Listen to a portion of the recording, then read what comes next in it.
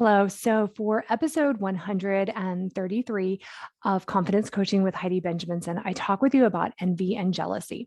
And they are two different things, but really, I'm going to use the words very interchangeably. And I talk about the definitions of the two in the episode. I want to give you guys, though, and we're going to kind of lump it together as being envious and jealous that someone else has something that we want. Now, the interesting thing is, this is an emotion that is so disconnecting. This is an emotion that once we see where it's showing up for ourselves, we can then see relationships that we've maybe damaged with other people. We can see where we show up as pretty insecure people, and only because we haven't realized what we're doing and we don't understand or really have paid attention to where the language shows up. When we're jealous, we're very critical, we're very shaming of other people. We're probably usually talking about people behind their backs. All of it because we're not understanding this is something I want. And the way I'm now showing up is really pushing this thing even farther away from me. It's okay. It's very human for us to want other things that other people have. But we have to realize we're in control, though, of how we speak to other people about this. And we want to be able to show up in the world where we attract more goodness into our lives, including relationships. Okay. So managing this, the way jealousy and envy show up, can be one of the best ways for us to really improve relationships, for us to improve even relationships just with coworkers or with neighbors, because our brain's always looking out for what is something I don't have. That's our lower brain.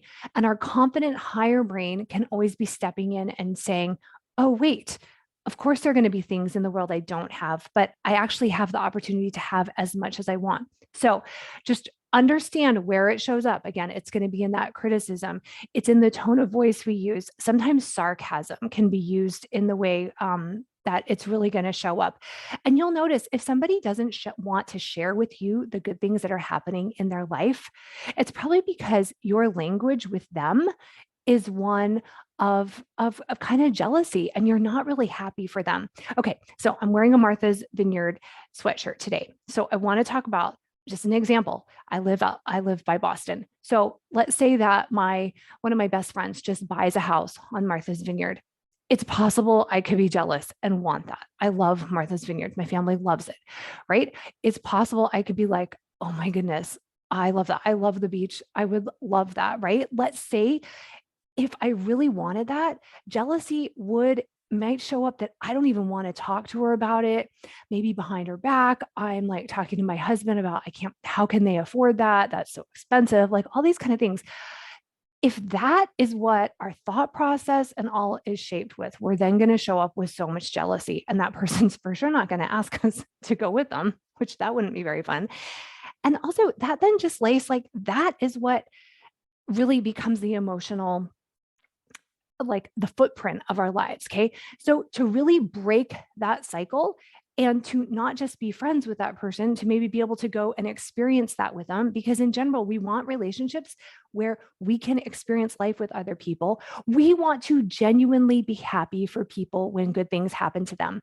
I know the people in my life that I can share the things with, and they will be happy for me that a good thing has happened. I also know the people that I won't share those things with because they are not able to be happy for me. There's either going to be jealousy or envy kind of laced in what they say, right? So notice how right away there's either connection with people that can be happy for me, or there's disconnection for people that are unable to do that. Okay.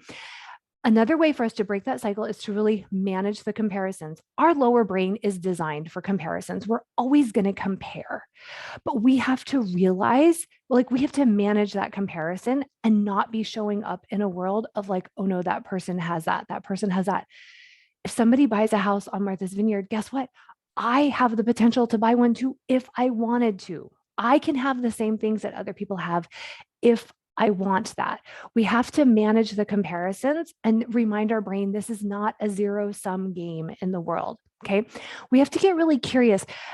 Jealousy and envy comes from a very closed mind.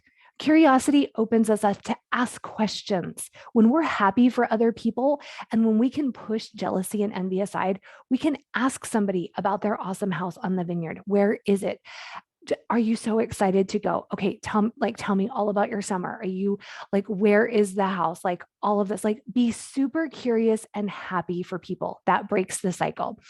And the last thing is abundance, which very much kind of goes with stopping comparison, but to realize like this world has so much. Other people are not taking all of the houses on the vineyard, right? There, if I want one, I could get one if I wanted to, or I can get another house somewhere else. I don't want to show up from a place of scarcity, meaning, oh no, this person has this and they maybe took it from me. Okay, that is where the jealousy and envy come in, and realizing someone else has a house on the vineyard and I'm so happy for them. I'm happy to be friends with somebody that has a house on the vineyard. Like reminding ourselves there's so much in the world. I have so much right here. I have access to so much. And I'm so grateful that other people have those things as well. When we have those things, those soundtracks going through our mind, we show up as such genuinely happy people. And we can be happy for people that seem to tangibly have so much more than we do. We can be happy for them, and that becomes a connecting force between us. When we are run by jealousy and envy, it's a very disconnecting. So not only do we not attract into our lives the houses on the vineyard, we also push away relationships where that's where the real riches are. Like that's the real property. That's what's really valuable in this life. Okay, make sure you listen to episode 133. Make sure you subscribe. Make sure you're telling your friends about these videos and these episodes.